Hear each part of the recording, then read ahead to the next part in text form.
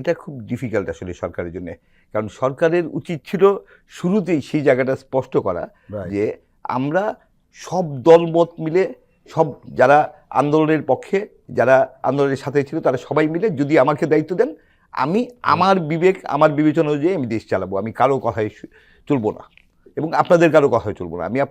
আমি শপথ করে দায়িত্ব নেব, রাষ্ট্রের প্রতি, জনগণের প্রতি আমি কমিটেড থাকবো।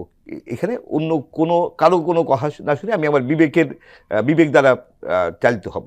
সেই জায়গাটা ঠিক ঘটেনি। আমরা দেখেছি যে যখনই শিক্ষার্থীরা চাপ দিয়েছে, সরকার তাদের দিকে হেলে পড়েছে, যখন বিএনপি চাপ দিয়েছে, সরকার তার দিকে হেলে পড়ছে।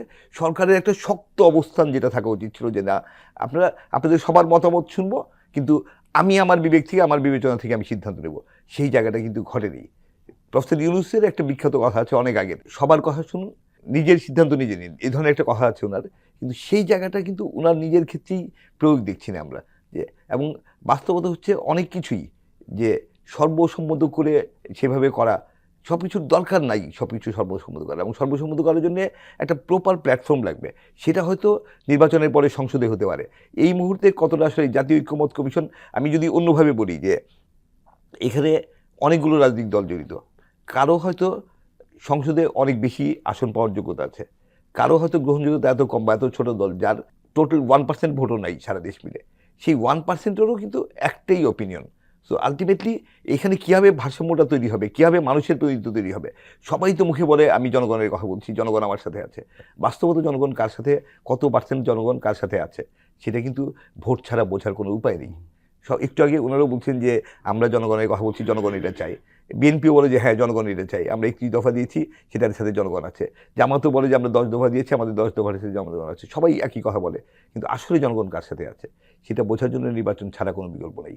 তো নির্বাচনের মাধ্যমে আসলে সেই চূড়ান্ত জনগণ কি চায় বা জনগণের আকাঙ্ক্ষা কি, সেটি কিন্তু 5ই আগস্ট প্রমাণ হয়েছে।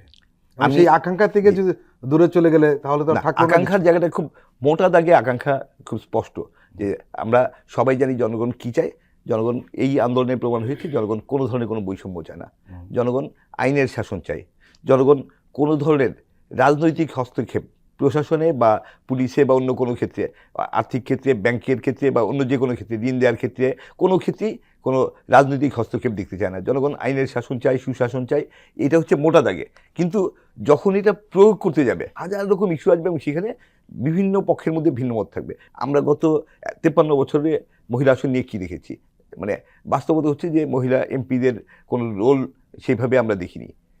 এখন 50 থেকে বাড়ি 100 করলে কি লাভ হবে? এবার তো মহিলা আসনের প্রস্তাবটা অন্যভাবে দেওয়া হয়েছে, দেখেছি আমি। নির্বাচন হবে, নির্বাচন যদি হয়, আমি একটু স্পষ্টভাবে বলতেছি, নির্বাচন এবং বলা হয়েছে যে 100 আসন হবে। 100 আসন মানে হচ্ছে সাধারণ 3টা আসনের সমান একটা এলাকা নিয়ে একটি মহিলা আসন হবে।